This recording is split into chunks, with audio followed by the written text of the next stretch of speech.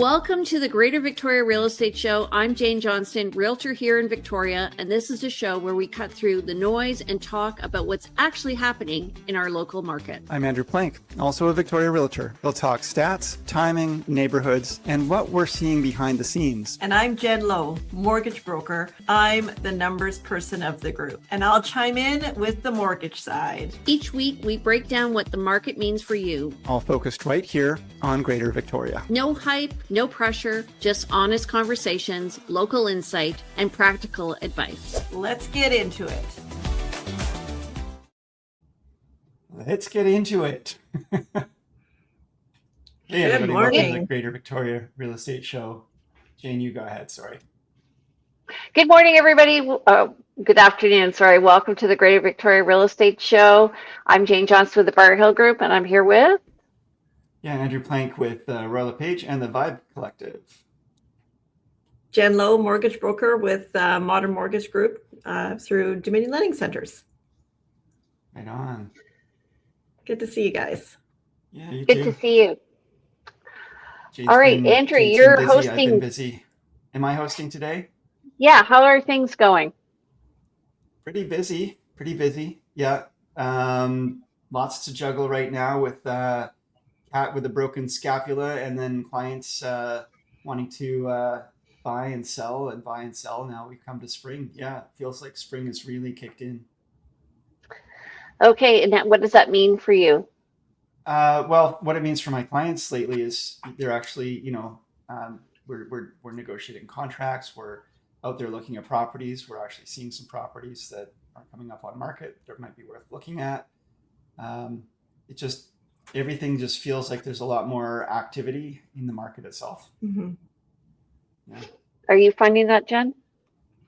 Yes. So yeah, this past weekend, I was busy working all weekend with a couple accepted offers and just trying to get rate holds in place because certain lenders are increasing rates on the fixed rate side. And so I wanted to get some live purchases in before rates went up. So Good. How about you, Jane? Definitely, I'm finding like the open houses have really started to kick off. There are more people showing up at them. I was actually surprised considering it was the end of March break, but it appears that there's more interest now in what's happening. We went from 16 people at one open house a week before to 60. So that's a good thing. 60. Wow. Yeah. Wait a sec. The same property, 16 and then 60? Mm-hmm. So Wow. what's the difference week to week? Was there a difference in price change? Was there anything else other than just a new week? Wow. Just a new week. Yeah. 60 people. And- I think that's a record for me. Yeah. I And think I'm I've had feeling 60 through an open. I wasn't there. It was another realtor, so that was what was Yeah. reported back to me. But I'm also feeling that people are attending open houses and calling with more intention. I'm getting calls from people out of province coming to town and stuff Mhm. like that. Yeah. Definitely the call out of the blue from past client or from someone else saying I want to do this or that is that tempo is increasing for sure. And speaking of open houses, I hosted one this weekend, and we found, and I was talking to to an agent who was the agent for some of the buyers that came through. What we're finding, and I don't know about you, Jane, but we're not getting as many showing requests on our properties, but we're getting a lot of people coming through the open houses. And I think perhaps if you plan an open house, people choose to go rather than call their agent. But it feels like open houses are being the client behavior is a little different around open houses this recent spring than maybe in years past. What do you think there?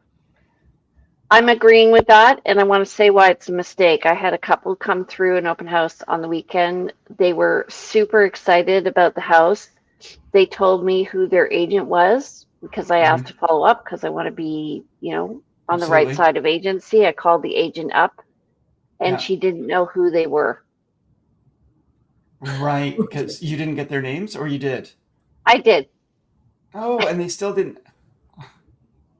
Okay, folks. So the reason for this is sometimes people think they are working with you, but maybe you've had a conversation 2 years ago, or maybe it's a friend of a friend, but You just that's haven't talked to them yet. they Yeah. haven't talked to them in so long. And so when you hear that Bob and Mary are looking, you don't necessarily connect the dots if you actually haven't spoken to them in recent times.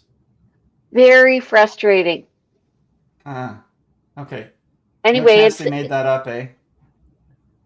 I don't think so. There was a lot of interest. I could tell the way they were walking around the house, and they had super cute kids.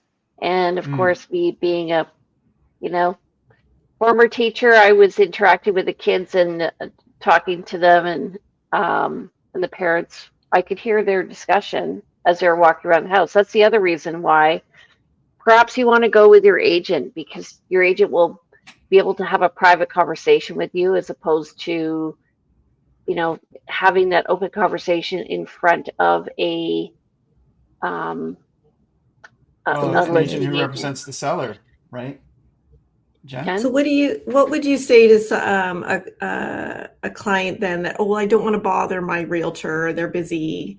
How would you respond to that?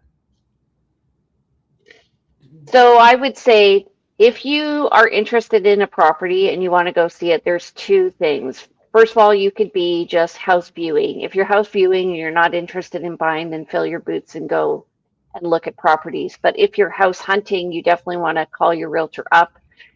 They definitely want to know that your change in motivation has been happening and that you're more interested in actually purchasing. And so get out there and have the conversation with them, and then go and view the properties, because you can have, they will then know your feedback, and then they can look out for properties as you're going around. Yeah. So house viewing versus house hunting, it Big is really difference. important your agent knows where you're at. And there are people who are house viewing, and then they see the house, and suddenly they go from viewing to buying because they've suddenly found it. found the one that is actually for them. But I would actually just counter, Jane, a little bit of what you said, because for me, with my clients, especially when we're new starting out and they are still viewing, maybe they have a home they need to sell and they're not actually in a position ready to buy. I still encourage that we go out and look at some properties even right now.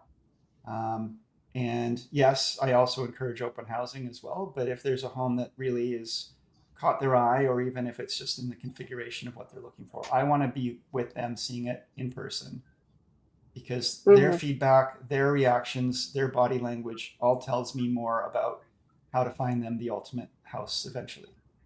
And if we just wait until they're actually hunting, we actually lose some traction and some time. And there's a cycle of when houses get listed, and then when they go to market, and then when they're being shown. And so you can hit the wrong end of the cycle, and so you're actually seeing properties that are getting offers on that have maybe been on for a couple of days or a couple of weeks, and so you have to then wait for the next.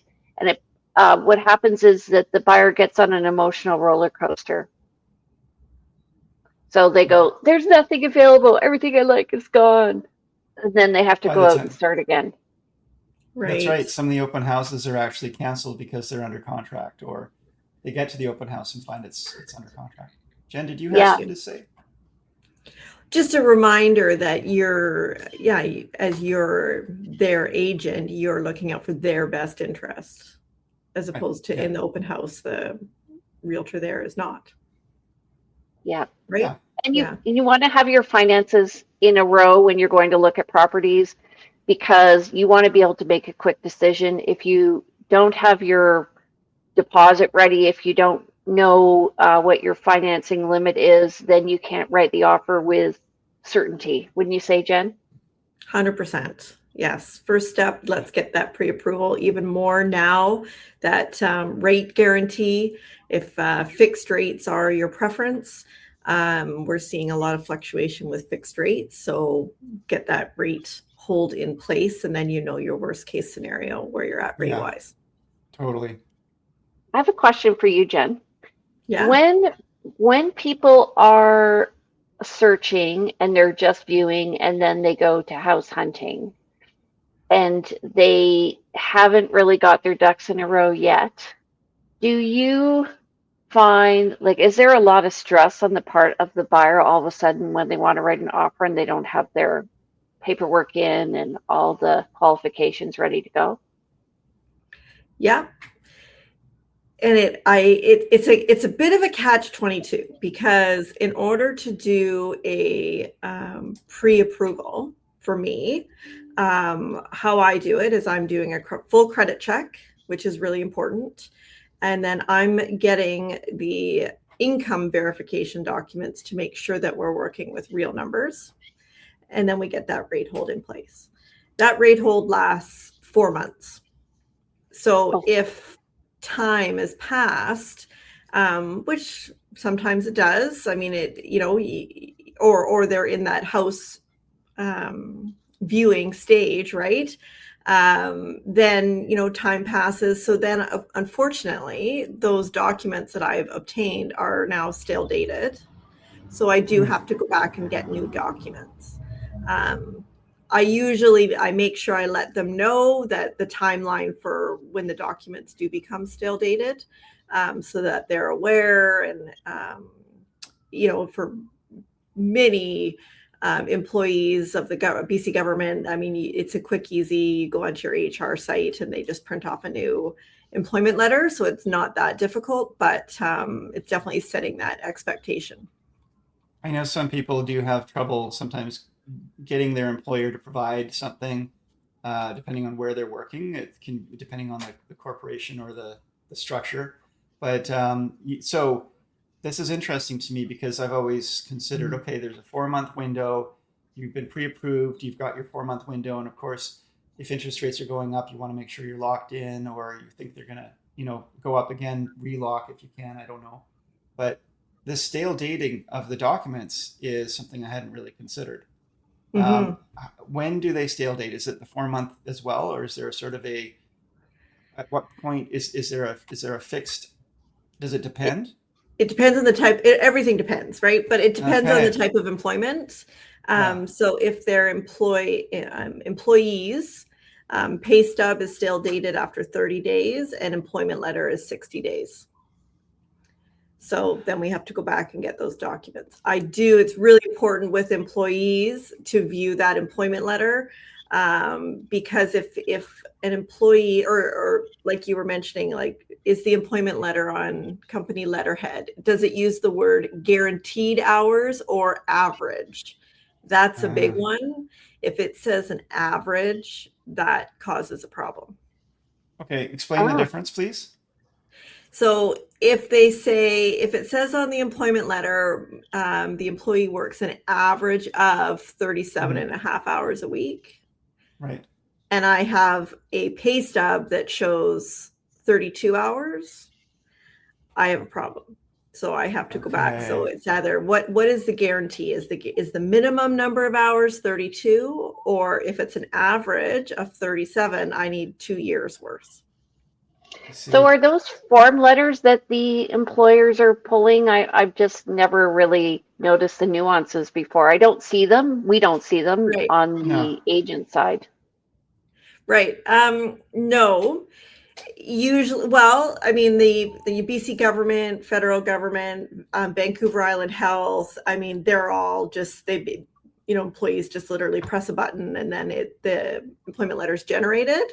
But for the smaller companies, they provide that. I upfront, I'm always saying on company letterhead, signed by your employer, that kind of thing. But it is amazing what I've seen that, I'll get an email or, all kinds of unique things. And I understand. I mean, the smaller companies, it's not something that they deal with regularly. So it usually means I just pick up the phone and I call the person that signed the letter and just explain. I think what Jane was maybe alluding to, and if not, I'm going to go there, but do you have a form letter that you share with your, you could share so that people can take to their employer? I remember when I ran my camera shop, I mean, sole proprietorship and then hiring staff. But then if the staff had come to me for a letter, I would probably craft something up, but I wouldn't know if it was meeting your requirements. And Right. so Yeah. already having the template would be really helpful. I don't have a template, but I do detail what needs to be on there. So your Okay. your tenure, your position, and what your salary structure looks like, whether it's a salary or hourly, and then whether it's guaranteed. Okay. Yeah. Okay. All right. Welcome to the Greater Victoria Real Estate Show. I'm Jane Johnston, Realtor here in Victoria, and this is a show where we cut through the noise and talk about what's actually happening in our local market. I'm Andrew Plank, also a Victoria Realtor. We'll talk stats, timing, neighborhoods, and what we're seeing behind the scenes. And I'm Jen Lowe, mortgage broker. I'm the numbers person of the group, and I'll chime in with the mortgage side. Each week, we break down what the market means for you. All focused right here on Greater Victoria. No hype, no pressure, just honest conversations, local insight, and practical advice. Let's get into it. Well, that was interesting. Did you press the record or the arrow? I pressed the arrow to start playing again. Really? Yes, I did. And if I do it again, I bet we'll have this happen again. Sorry, folks. Jane paused the show. Because, Well, it was a good idea. It was a great idea. It was, the best of intentions. And here we are back. And we had a talk because we realized that we want to talk about mortgage nuances. And we don't always know what we're going to talk about. It's kind of like small talk. We get into this and then we get a little deeper and then we find this little rabbit hole to go down and we all dig in and get interested. So we decided to change to talk about mortgage nuances because this is where we're going with this. But then I don't know why our intro came on again. This is just one of the technicalities. I do love it Okay. though. It looks great. So if the powers that be want to edit this out later, we can just pretend like we're going to start in 3, 2, 1, and if they can't, then 3, 2, 1. 3, 2, 1. Okay, well, let's get into the stats because we got to get going here. Yes, we So- do. We got the busy spring thing to do. All right, I'm going to add this to the stage. You add it to the stage. All righty. So we've heard from Jen. Yes. Thank you, Jen. And we're going to get into the stats. So I'll take this one away. We had 292 new listings come on in the last week. That's a little down from the week before, 334.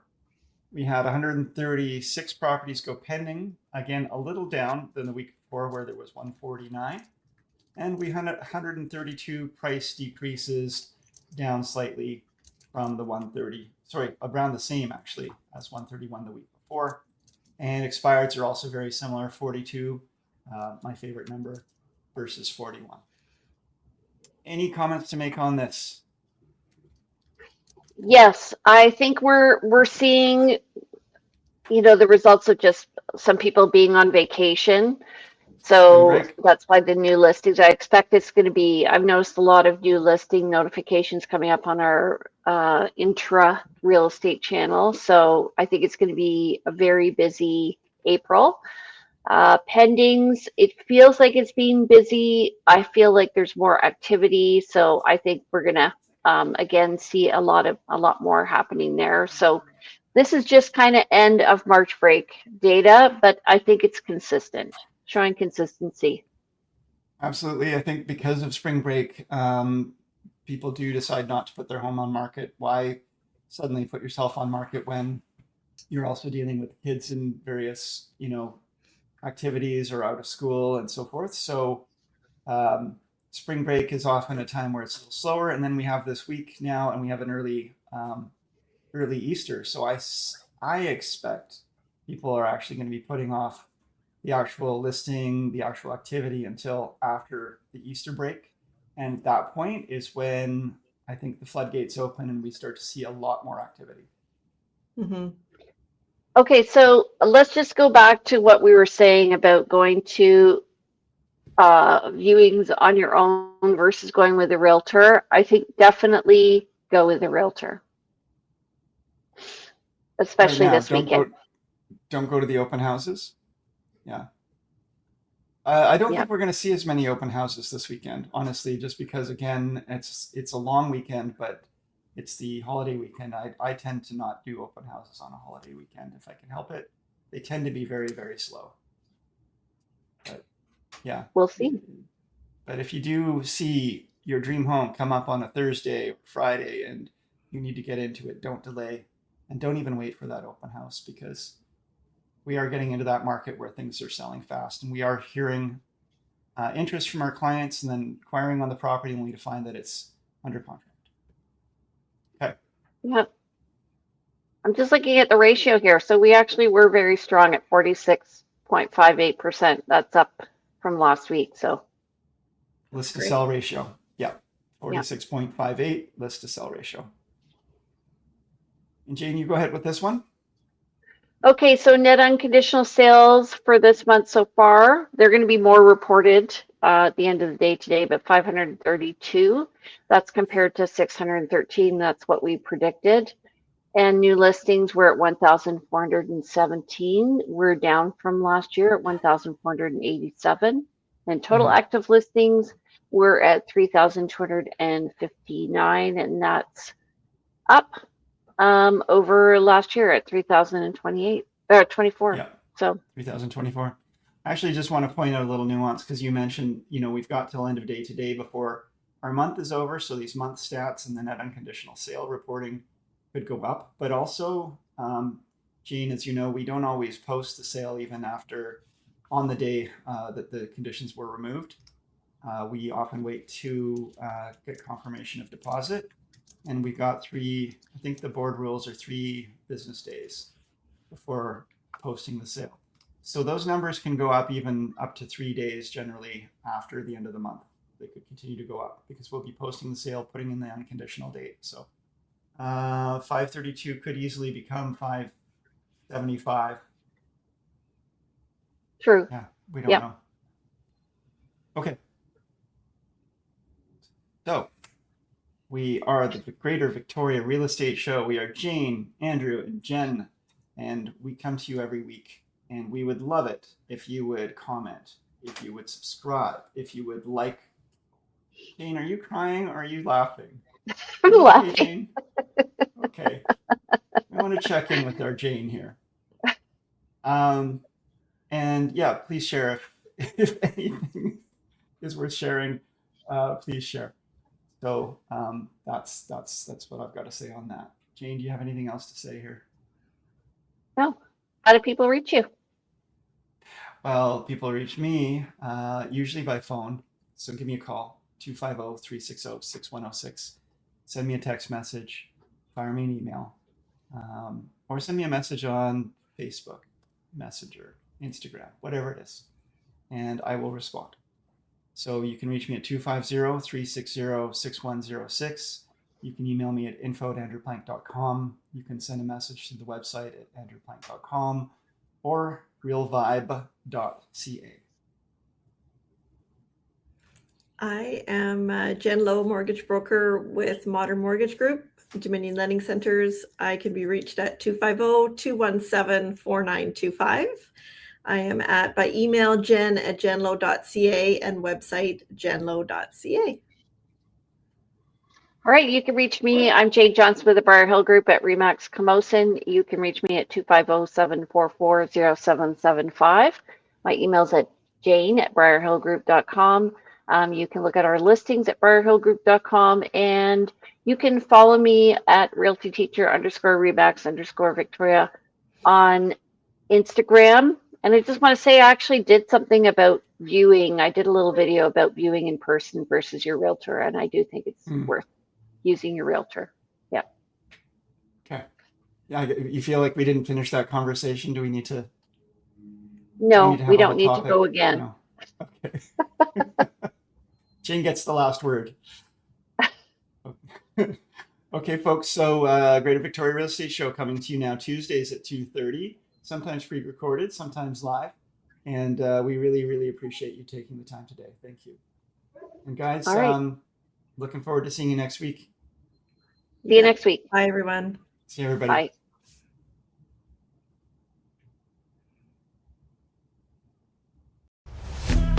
Thanks for joining us on the Greater Victoria Real Estate Show. We're here weekly, bringing you up-to-date insights on the Greater Victoria real estate market. Make sure to follow and subscribe on YouTube, Facebook, and wherever you listen to podcasts so you'll never miss an update. We'll be back next week with more clarity around what's happening and what it means for you.